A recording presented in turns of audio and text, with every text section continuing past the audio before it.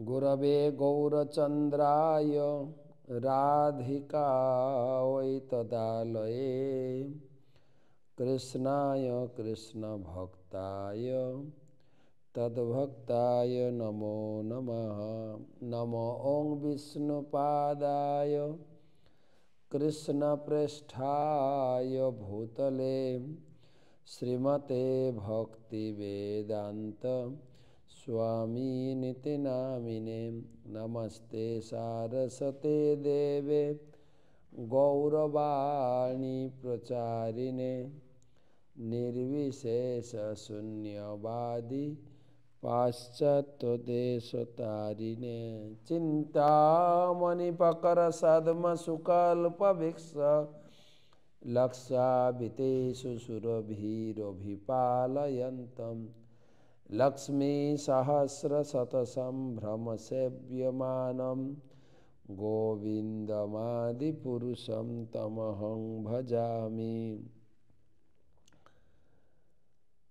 नमो महावदनाय कृष्णप्रेमप्रदायते कृष्णाय कृष्णचैतन्यनाम्ने गौरातिसे नमः। जय श्री कृष्ण चैतन्य प्रभु नित्यानंद श्री अद्वैत गदाधर श्रीवासदि श्री गौर भक्तबिंद। हरे कृष्णा कृष्ण कृष्ण हरे हरे, हरे राम राम राम हरे हरे। ओं नमो भगवते वासुदेवाय। ओं नमो भगवते वासुदेवाय। ओं नमो भगवते वासुदेवाय। नारायणं नमस्कृत्य नरं चैव नरोत्तमं देवीं सरस्वतीं व्यासं ततो जयमुदीरये। तमादिदेवं करुणानिधानं तमालवर्णं सुहितावतारम् अपार संसार समुद्रसेतुं भजामहे भागवत स्वरूपम। ग्रंथराज श्रीमद् भागवत महापुराण की जय। शिल प्रभुपाद की जय। ग्रंथराज श्रीमद् भागवत महापुराण पंचम स्कंदे पंचम अध्याय আজকের আলোচনা 63 শ্লোক থেকে শ্লোক নাম্বার 30 থেকে আলোচনা। আজকে আমাদের 1036তম ভাগবত রসমাধুরী সেমিনার আলোচনা প্রসঙ্গ ঋষভদেব মহারাজের কার্যকলাপ। সর্বপ্রথম সমস্ত ভাগবত পিপাসু শ্রোতৃমণ্ডলীকে জানাই শুভ ইংরেজি নববর্ষের কৃষ্ণ প্রীতি এবং শুভেচ্ছা। গুরুপাদ পদ্মে প্রণাম নিবেদন করে তার অহেতুকী কৃপা আশীর্বাদ প্রার্থনা করি। নম ওং বিষ্ণুপাদায় কৃষ্ণ পৃষ্ঠায় ভূতলে শ্রীমতে জয়পতাকা স্বামী নীতি নামিনে। নম আচার্যপাদায় নিতাই কৃপা প্রদায়িনে গৌরকথা ধামদায় নগর গ্রাম তারিণে। ভাগবত মাহাত্ম্য। ন সত্যে চ কৈলাসে বৈকুণ্ঠে নাস্তি অয়ম রস অত পিবন্তি সদ্ভাগ্যা মা মামুচ্যন্তি কহেছে। এই শ্রীমদ্ ভাগবতম স্বর্গলোকে কৈলাসে বৈকুণ্ঠে এমনকি সত্যলোকেও নেই। তাই যেখানে ভাগবত শ্রবণের সুযোগ লাভ হয় ছাড়বেন না। তো শ্লোক নাম্বার 30 গদ্য শ্লোক। তত্র তত্র পুরোগ্রাম কর খেট বাট খরবট শিবির ব্রজ ঘোষ সার্থ গিরিবনাশ্রমাদিস্য দিশনু পথমব নিচরাপসদৈ পরিভূয়মানমক্ষিকরিভিরিব বনগজন্তর্জনতাড়না বমেহনিষ্টন গ্রাব শকুদ্রজ প্রক্ষেপ পূর্তিবাত দুরোক্তৈ স্তববিগণয় নেবাসৎ সংস্থান এতস্মিন দেহোপলক্ষণে সদোপদেশ উভয়ানুভবস্বরূপেণ সমহিমাবস্থাননাশনারোপি তাহং মানত্যাদ বিখণ্ডিতমনা পৃথিবী মেকচরঃ পরিব্রভ্রাম।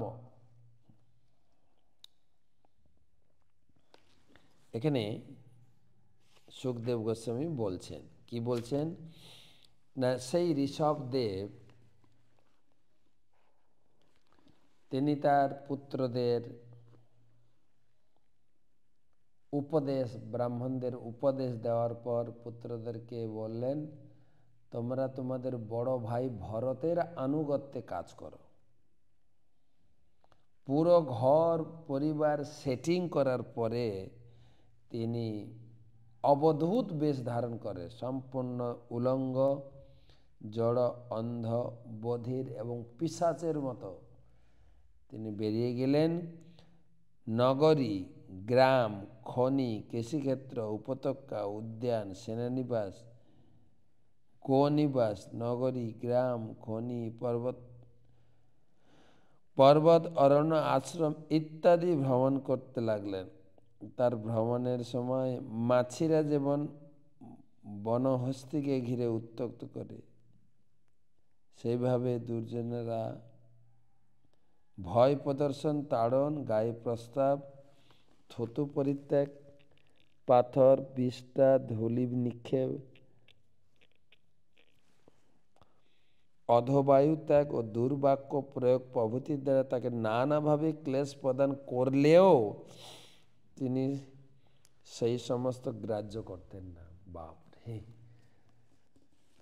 স্বয়ং ভগবান, তার উপরে এত কিছু, তার মাহাত্ম্য বুঝতে না পারে লোকে কিভাবে কখনো ভয় প্রদর্শন করাতো, কখন তাড়ন করতো, কখন গায়ে প্রস্রাব করে দিত, কখন গায়ে থুতু ফেলতো, পাথর, বিষ্ঠা, ধূলি, অধবায়ু ত্যাগ, দুর্বাক্য প্রয়োগ, বিভিন্ন প্রকার ক্লেশের দ্বারা উত্ত্যক্ত করেছেন, তবুও তিনি অবধূত বেশে কেবল ভগবানের চিন্তা করে তিনি সব কিছুকে উপেক্ষা করে গেছেন। অর্থাৎ এটা ভগবানের উপরে প্রয়োগ। আর যারা ভগবানের ভক্ত হবে তাদের উপর যে কি অত্যাচার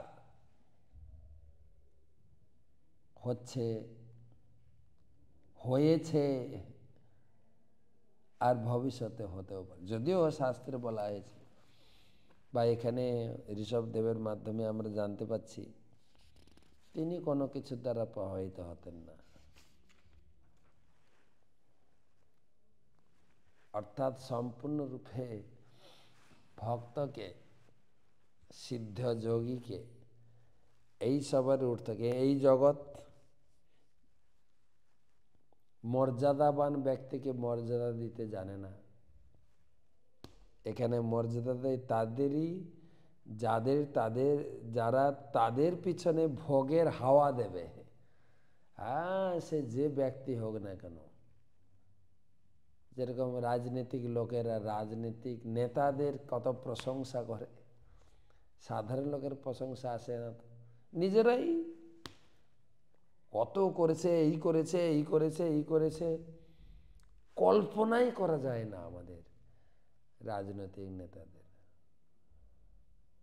তাদের ভোগে হাওয়া দিচ্ছে, ভোগে হাওয়া, তাতেই। কিন্তু এই ধরনের মহাত্মা যেরকম ঋষভদেব, তিনি স্বয়ং ভগবান, ভাগবতের বিচারে, এবং তিনি নিজে প্রতিষ্ঠা করেছেন। আমার দেহ হচ্ছে চিন্ময়, তোমাদের মতো কোনো প্রকার জড় দেহ নয়। তো সে কথাই ভাগবত তুলে ধরেছেন যে আমাদেরকে অনেক কিছু সহ্য আদি বা আমাদের জীবনে অনেক কিছু এই ধরনের অনাচার অবিচার আমাদের উপরে প্রয়োগ হবে। কারণ তিনি বুঝতে পেরেছিলেন যে জড় শরীরের পরিণতি তাই, জড় শরীরটা তাই থুতুর মতো, পায়খানার মতোই এই শরীরটা, এতে এত যত্ন কিসের। তিনি চিন্ময় স্তরে স্বমহিমায় অধিষ্ঠিত ছিলেন, তাই তিনি এই সমস্ত অবমাননা গ্রাহ্যই করতেন না। পক্ষান্তরে বলা যায় যে তিনি চিত ও অচিতের পার্থক্য সম্পূর্ণরূপে হৃদয়ঙ্গম করেছিলেন এবং তাই তার কোনো রকম দেহাত্ম বুদ্ধি ছিল না। এইভাবে কারোর প্রতি ক্ষুব্ধ না হয়ে তিনি একাকী সারা পৃথিবী পর্যটন করেছিলেন। আমাদের কবিগণ বলে গেছেন, যদি তোর ডাক শুনে কেউ না আসে তবে একলা চলো রে। এই জগতে কেউ কাউকে সহযোগিতা বা ওই ধরনের কিছু নাই, কি কেবলমাত্র ভগবান সুহৃদম সর্বভূতানাম। বা চৈতন্য মহাপ্রভু বলছেন, তোমারে লইতে আমি হইনু অবতার, আমি তোমাকে নেওয়ার জন্য অবতীর্ণ হয়। আমি বিনা বন্ধু আর কে আছে তোমার জীবনে। যদি কাউকে দোস্ত বা বন্ধু হিসাবে, নিঃস্বার্থ বন্ধু হিসাবে পছন্দ করতে হয় ভগবান, ভগবান গীতার অন্তিম উপদেশ তিনি দিয়ে গেলেন, আমাকে তুমি সঙ্গে রাখো, তুমি সর্বক্ষেত্রে জয়ী হবে। তো তাৎপর্য,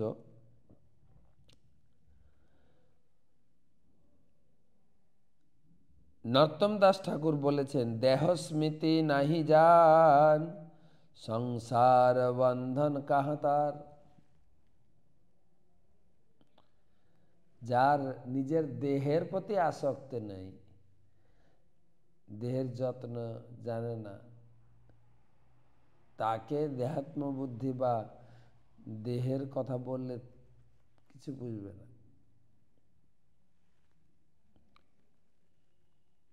এই জড়দেহ এবং জড় জগৎ অনিত্য। তখন তিনি তার শারীরিক দুঃখ সুখের পরোয়া করে না।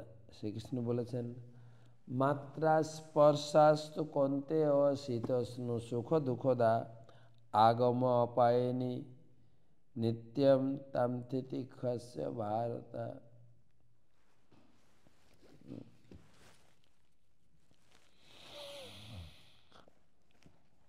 হে কন্তেয়, ইন্দ্রিয়ের সঙ্গে বিষয়ের সংযোগের ফলে সুখ ও দুঃখের অনুভব হয়।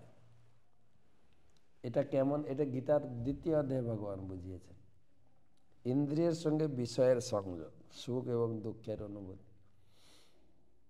মানেটা কেমন? যেরকম মাথার উপরে আছে ফ্যান, ফ্যানটা এই শীতের দিনে কেমন লাগবে? কষ্ট। গরমের দিনে আরাম। তাহলে ফ্যানটা সুখের না দুঃখের?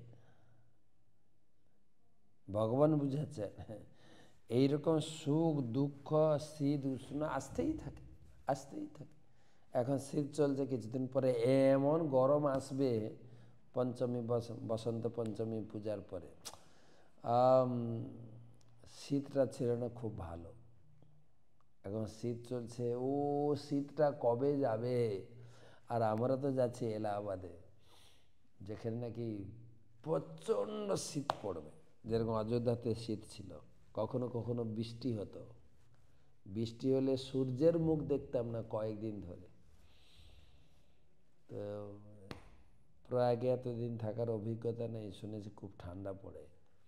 একদম মোক্ষম ঠান্ডার সময় আমার যাচ্ছে। অ্যাকচুয়ালি আমি দেখেছি এই মকর সংক্রান্তির স্নানটা খুব ঠান্ডা হয়, জানি না এই ঠান্ডার জন্যই স্নানটাকে কন্ট্রোল করা হয়, মানে কি যাতে কারো শরীর খারাপ না হয়। গঙ্গাসাগরে বলুন, আমাদের কুম্ভ মেলায় বলুন, প্রচণ্ড ভিড় হয়। এই ঠান্ডা ওয়েদারই তাদের শরীরকে সুস্থ রাখে। অনেক সময় হয় না, সব জিনিসপত্র সব ঠান্ডায় রাখা হয়, প্রিজার্ভ করে রাখে, কোল্ড স্টোরেজ করে রাখা হয়, যেটা অনেক দিন থাকতে পারে। সেরকম হয়তো কিছু ব্যাপার আছে। ঠিক বসন্ত পঞ্চমীর পর দিনই ঠান্ডা চলে যাবে, একদম ঠান্ডা ধীরে ধীরে কমে যাবে। আর তখন খাওয়া দাওয়াও অনেক চলে যায়। এখন তো খাওয়া দাওয়ার অঢেল ব্যবস্থা, শাক সবজি একদম ফ্রেশ, তখন সব কিছু মূলো আর খাওয়া যায় না। তারপরে শাক সবজিও, পালং শাক থাকে না, পালং শাকের শীষ এসে যায়, শীষ, শীষ পালং বলে। যাই হোক, শীত উষ্ণ ঠিক জীবনের দুঃখ শোক। আর প্রহ্লাদ মহারাজ বলেছেন,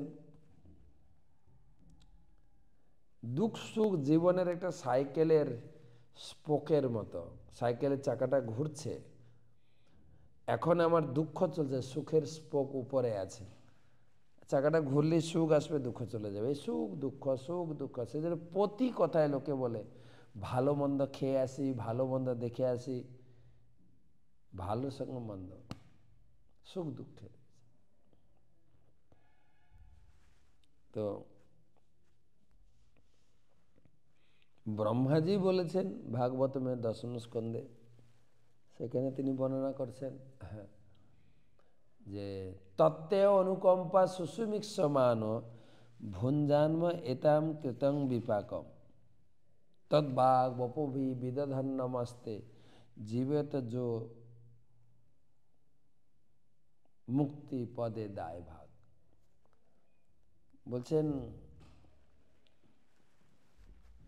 জীবনে, ভক্তি জীবনে, ভক্তের জীবন যদি কখনো একটা দুঃখ শোক আসে, সেই দুঃখ শোককে তিনি বেশি গুরুত্ব দেন না। সে মনে করেন উল্টো, আমার জীবনে আরো বেশি দুঃখ ছিল, ভগবানের ভক্ত হয়েছি বলে ভগবানের কৃপায় অনেকটা দুঃখ কম পাচ্ছি। আবার ভগবানের ভক্ত পঞ্চপাণ্ডব জননী কুন্তী দেবী তো প্রার্থনা করলেন, প্রভু জীবনটা দুঃখে ভরে দাও।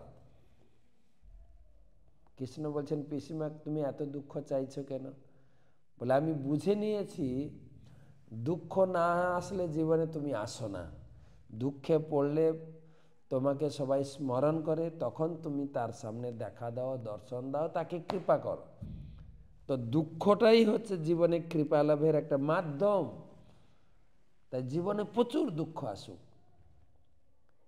যেরকম কবিরা গেয়ে গেছেন, দুঃখ যদি দাও প্রভু সহিবারে শক্তি দাও। দুঃখ আসবে, এটা আমি ভূক্ষেপ করি না, সহ্য করার শক্তি দাও। তাই ভগবানের কাছে তাম তিতিক্ষাস্য, সহ্য করো। ছিল ভক্তি সিদ্ধান্ত সরস্বতী ঠাকুর বলেছেন, যারা মঠ মন্দিরে থাকবেন, আশ্রমবাসী, তাদের জীবনে একটাই লক্ষ্য হওয়া উচিত, সহ্য করতে শেখা। তো এই সুখ দুঃখ এটা একটা আপেক্ষিক তত্ত্ব। যেরকম জিভ ভাতে যদি রসমালাই বা লাড্ডু দেওয়া হয়, আহ কি স্বাদিষ্ট, আবার এই মুখে যখন একটা কুইনাইনের তিতো ওষুধ, ও এই সুখ দুঃখটাও এরকমই আসে যায়, ভক্ত ওর দ্বারা প্রভাবিত হয় না। ভক্ত সুখে দুঃখে সমাকৃতা লাভ জয়। জীবনে সুখ আসুক দুঃখ আসুক, প্রতি পদক্ষেপে ভগবানের সেবা, ভগবানের চিন্তা, ভগবানের আশ্রয় ছাড়া আর কোনো চিন্তা করেন না।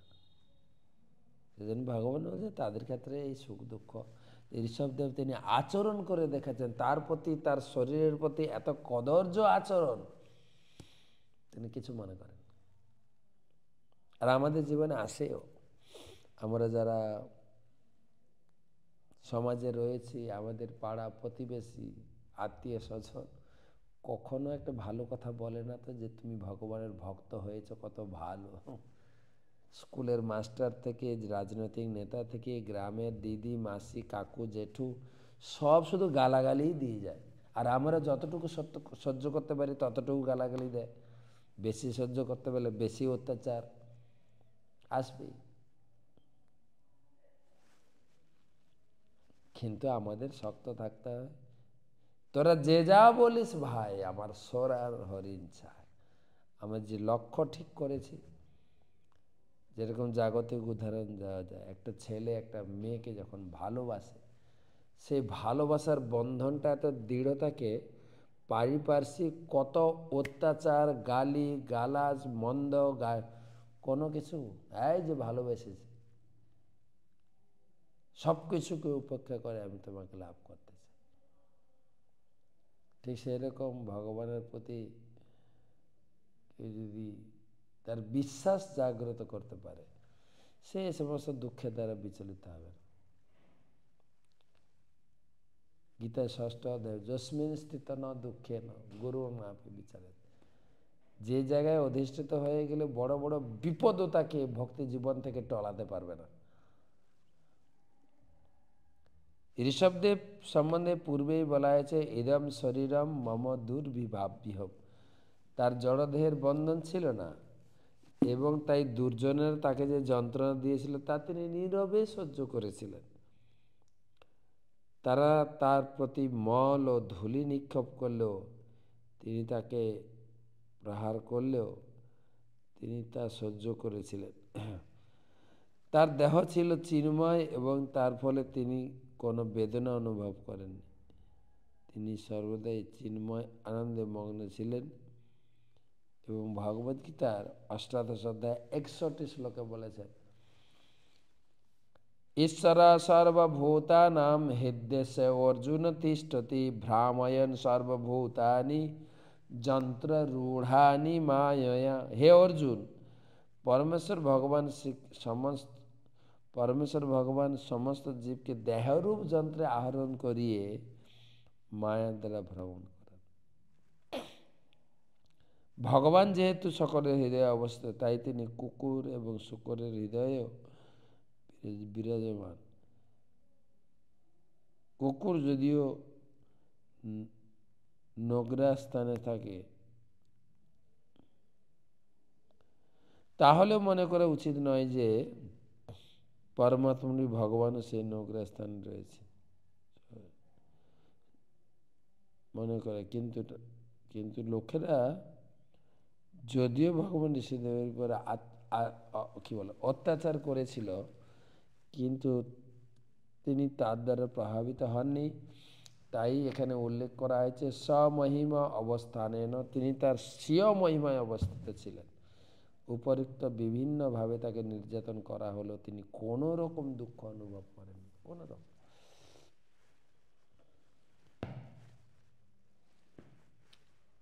এটার একটা দৃষ্টান্ত হচ্ছে, আমরা যারা ভক্তি জীবনে আছি, লোকে মর্যাদা বা সম্মান প্রদর্শন করবে না,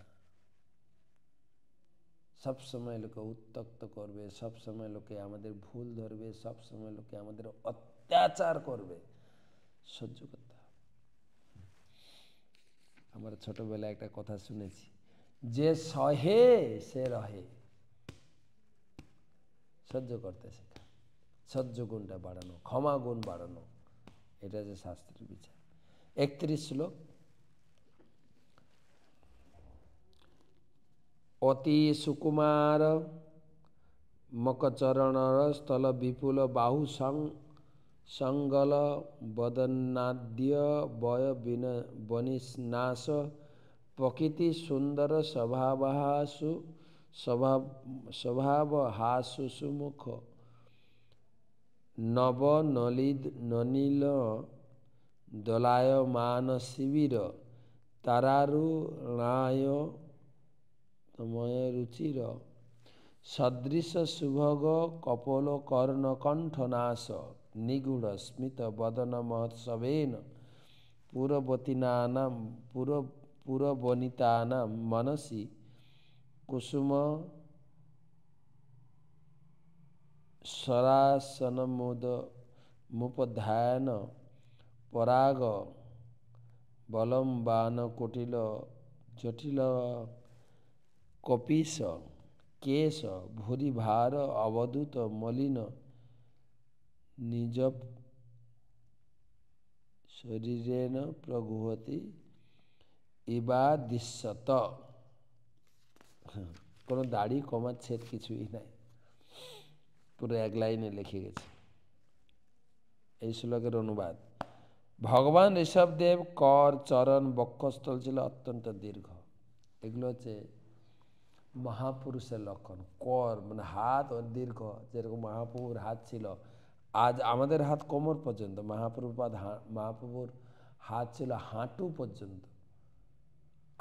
জানু জানু এটাকে বলি জানু, জানু পর্যন্ত বিস্তৃত তার হাত। এখানে ঋষভদেবেরও তাই, তার হস্ত ছিল বিস্তৃত, চরণও ছিল খুব বিস্তৃত, বক্ষস্থল ছিল দীর্ঘ। এগুলো মহাপুরুষের লক্ষণ। তার স্কন্দদ্বয়, মুখমণ্ডল প্রভৃতি অবয়ব অনন্ত সুকোমল এবং সুপ্রতিষ্ঠিত। তার মুখমণ্ডল স্বতঃসিদ্ধ হাসিতে নিরন্তর শোভিত ছিল। তার নয়ন যুগল ছিল প্রভাতের শিশিরসিক্ত নবীন পদ্মফুলের পাপড়ির মতো স্নিগ্ধ। কি সুন্দর ভাষা! তার আঁখি ছিল কীরকম?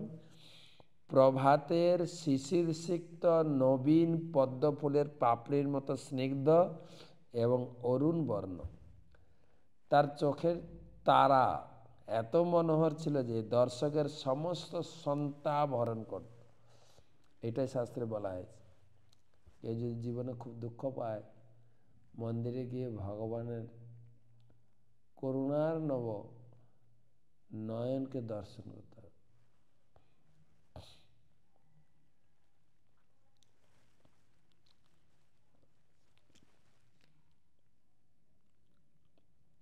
ভগবানকে দর্শন করলেই সমস্ত পাপ থেকে মুক্ত হওয়া যায়, সমস্ত দুঃখ থেকে মুক্ত হওয়া যায়, সমস্ত সন্তাপ, জীবনের যত দুঃখ ব্যাধি জ্বালা যন্ত্রণা থেকে মুক্ত হয়ে যায়।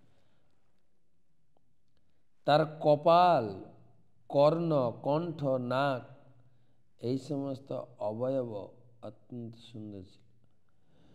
তার মধুর হাসি সর্বদা মুখকে অধিকতর সঞ্জিত মণ্ডিত করত।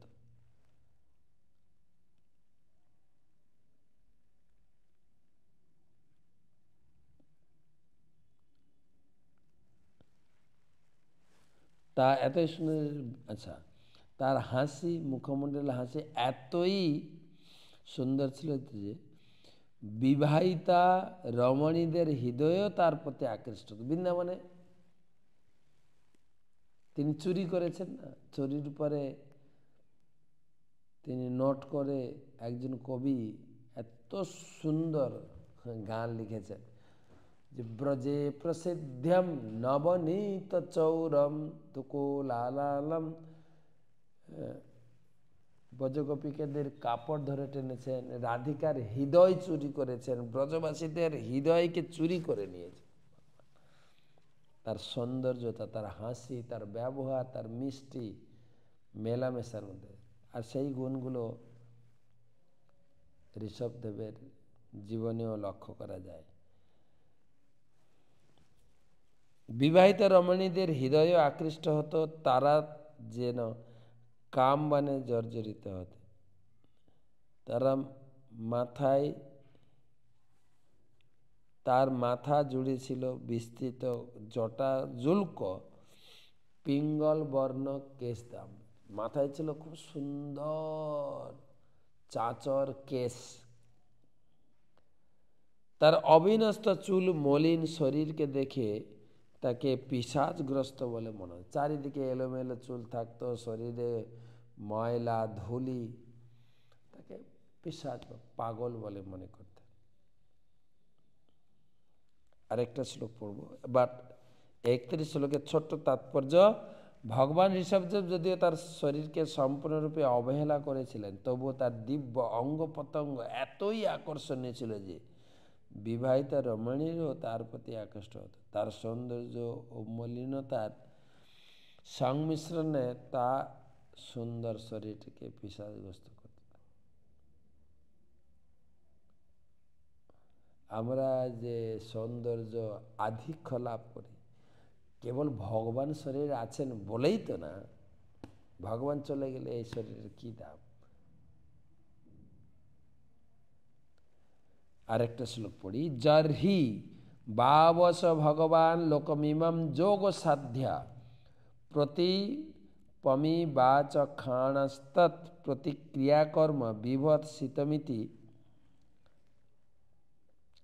ব্রত ব্রতমাজ গরমাস্থিত শয়ান এবাস্নতি পিবতি খাদ্য তব মহতি হদতি স্ম চেষ্টমান উচ্চরিত আদিগ্ধদেশ।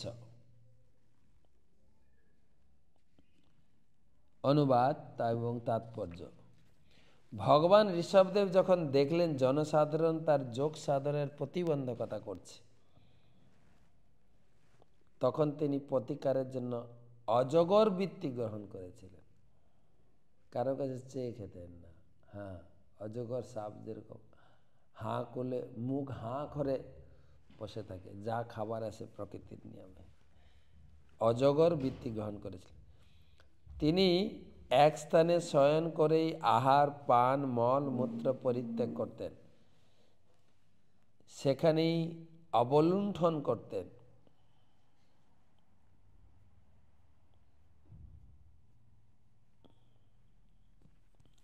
তার ফলে তার শরীর তার নিজের বিষটা মলমূত্রে লিপ্ত হয়ে যায়। অবলুণ্ঠন করতে মানে এখানেই অবস্থা, এখানে পায়খানা প্রস্রাব সব গায়ে মেখে থাকতে। কেন? যাতে দুর্জনরা এসে তাকে বিরক্ত না করে। যেরকম আমি জীবনীতে পড়েছি, ছিল গৌরকিশোর দাস বাবাজি মহারাজ। কেউ যদি তাকে ইনভাইট করতেন গৃহে, বলতেন আপনাদের বাথরুমটা দেবেন, আমি বসবো। বাথরুমে বসে মেলা জপ করতেন, কে যেন বিরক্ত না করে। এখানেও তাই, গায়ে ময়লা পায়খানা প্রশ্বাস মাখা। তাৎপর্য, মানুষ এক স্থানে সম্পূর্ণরূপে নিশ্চষ্ট হয়ে পড়ে থাকলেও তার অদৃষ্ট অনুসারে সুখ দুঃখ ভোগ করে। কেউ যদি বড় বাড়ি বানায়ও, অনেক টাকা পয়সা ইনকাম করেও, তার দুঃখ যা কপালে আছে সেটা আসবে। সেটি হচ্ছে শাস্ত্রের বাণী। কেউ যখন চিন্ময় স্তরে অধিষ্ঠিত হন, তখন তিনি এক স্থানে থাকলেও পরমেশ্বর ভগবানের ব্যবস্থাপনায় তার সমস্ত আবশ্যকতাগুলি পূর্ণ হয়েছে। কেউ যদি ভগবানের বাণীর প্রচারক না হন, তাহলে সারা পৃথিবী ভ্রমণ করার প্রয়োজন হয় না। মানুষ একই স্থানে থেকে কাল এবং পরিস্থিতি অনুসারে ভগবত ভক্তি সম্পাদন করতে পারে। ঋষভদেব যখন দেখেছিলেন যে সর্বত্র ভ্রমণ করার ফলে কেবল বিঘ্নেরই সৃষ্টি হচ্ছে, তখন তিনি অজগর বৃত্তির মতো এক স্থানে শুয়ে থাকতে মনস্থ করেছিলেন। এইভাবে তিনি এক স্থানে শয়ন করে আহার পান, সেখানেই মলমূত্র ত্যাগ, তার ফলে শরীর মলমূত্রে লিপ্ত হয়েছিল। মানুষেরা আর তাকে বিরক্ত করতে কাছে আসত না। কি পরে যারা আমাদের গৌরকিশোর দাস বাবাজি মহারাজের কথা বললাম, আমাদের শিব ঠাকুর ভগবানের শ্রেষ্ঠ ভক্ত, তিনিও শ্মশানের ছাই ভস্য মেখে রেখে শ্মশানেই থাকেন, যাতে কেউ শ্মশানে এমনি লোকে ভয় করে শ্মশানে যেতে, তার উপরে ছাই ভস্য মেখে নিশ্চিন্তে তিনি ভগবানের নাম গানে চিন্তায় ভজনে কীর্তনে নিশ্চিতভাবে থাকেন, যাতে কেউ বিরক্ত না করতে। কেননা আমাদের তো চাওয়া পাওয়ার একটা অভ্যাস, তারপরে সেই চণ্ডী পাঠে শিখিয়ে দেওয়া হচ্ছে। আরে মা দুর্গা আসছেন, শিব আসছেন, কার্তিক, গণেশ, সরস্বতী, লক্ষ্মী সবাই আসছেন, এখন থেকে অভ্যাস করো কি চাইবে। ধনম দেহি জনম দেহি যশো দেহি যদ দেহি।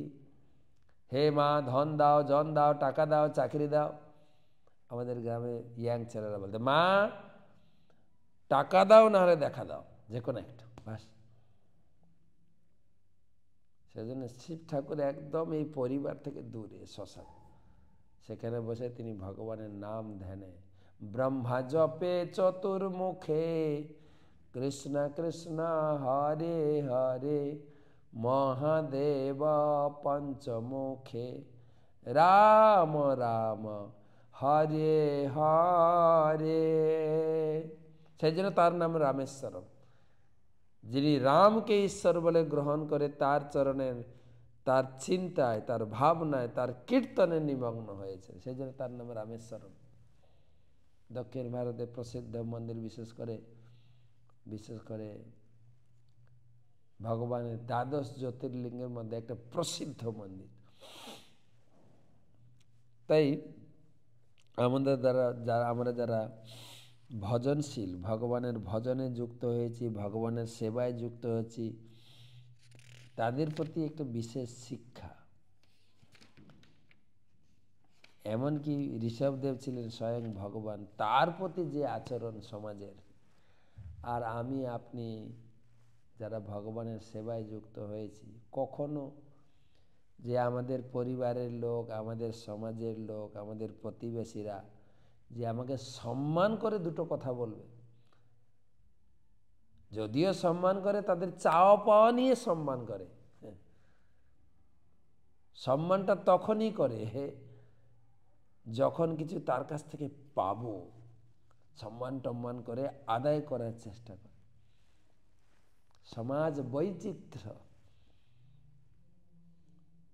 বৈচিত্র্যময় সমাজ, বৈচিত্র্যময় চিন্তাধারা, আর বৈচিত্র্যময় ভাবনা, বৈচিত্র্যময় ব্যবহার, অপূর্ব অপূর্ব।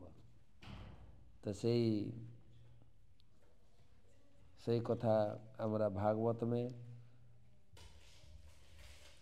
এই পঞ্চম স্কন্ধে ঋষভদেবের জীবনী থেকে আমরা লাভ করছি। আজকে এই পর্যন্ত থাক। আমরা তিনখানা শ্লোক 30, 31, 32 পড়লাম।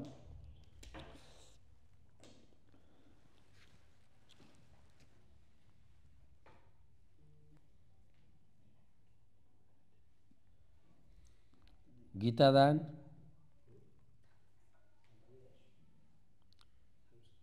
সুজিত ভূঁইয়া, বম্বে মেদিনীপুর থেকে 9টা গীতা কুম্ভ মেলা গীতাদানের উদ্দেশ্যে তিনি পাঠিয়েছেন। চৈতন্য মহাপ্রভুর শিক্ষা গীতা জয়ন্তী উপলক্ষে সেই গ্রুপের পক্ষ থেকে যে সমস্ত গীতা এসেছে, অর্চনা দেবনাথ একটি গীতা, অনিকেত দেবনাথ একটি গীতা, পূজা দেবনাথ একটি গীতা, মীরা দেবনাথ একটি গীতা, গোপাল দেবনাথ একটি গীতা, কণিকা তালুকদার একটি গীতা, সুশান্ত তালুকদার একটি গীতা, স্বর্গীয় রাধারানী মণ্ডল একটি গীতা, স্বর্গীয় সুরেন্দ্র মণ্ডল একটি গীতা, স্বর্গীয় প্রভাবতী মণ্ডল 2টি গীতা, স্বর্গীয় চিত্তরঞ্জন মণ্ডল 2টি গীতা, আরতি মণ্ডল 4টি গীতা, ঝর্ণা পান্ডা একটি গীতা, আহ্লাদি মণ্ডল একটি গীতা, মৃন্ময় মণ্ডল একটি গীতা, হিমাংশু মণ্ডল একটি গীতা, তন্ময় বাউলিয়া একটি গীতা, নানকেউ দেবী একটি গীতা, নবনীতা মণ্ডল 2টি গীতা, সাগরিকা মণ্ডল একটি গীতা, সৃজা মণ্ডল একটি গীতা,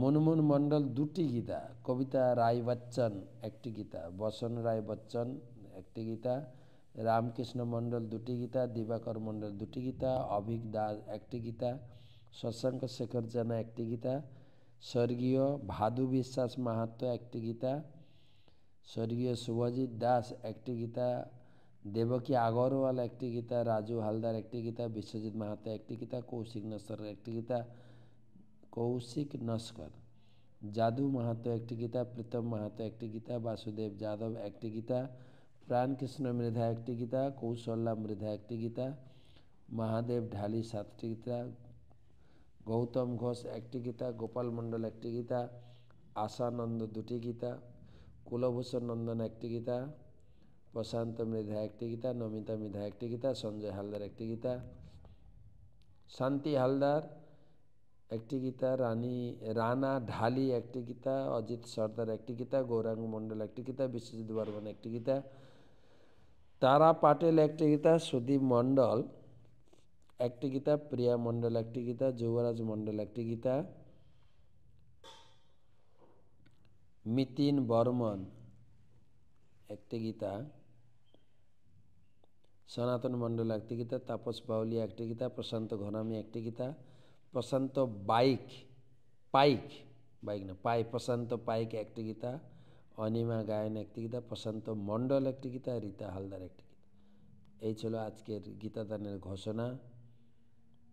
তো সবাইকে যারা যারা গীতাদান করেছেন সবাইকে ধন্যবাদ, কৃতজ্ঞতা জানাই। আপনাদের এই গীতাগুলি কুম্ভমেলায় জানুয়ারি 10 থেকে ফেব্রুয়ারি 10-এর মধ্যে তীর্থযাত্রী পুণ্যার্থীদের হাতে তুলে দেওয়া হবে। সেই সঙ্গে আপনাদের সকলের এবং আপনাদের পরিবারের সকলের মঙ্গল কামনায় ভগবান গীতাবক্তা ভগবান কৃষ্ণের চরণে প্রার্থনা জানাই। হরে কৃষ্ণ কৃষ্ণ কৃষ্ণ হরে হরে, হরে রাম রাম রাম হরে। এবং সেই সঙ্গে এটাও নিবেদন করে রাখি, আপনাদের পরিচিত আত্মীয় স্বজন পাড়া প্রতিবেশীদেরকে এই সুযোগ প্রদান করুন। আগামী ফেব্রুয়ারি 10 তারিখ পর্যন্ত আমরা গীতাদান সংগ্রহ করব এবং কুম্ভ মেলায় গীতাদান করব। সবাই এই সুযোগ গ্রহণ করুন। এইখানে আজকের ক্লাস সমাপ্ত করছি। সবাইকে ধন্যবাদ, কৃতজ্ঞতা জানাই। শুভরাত্রি।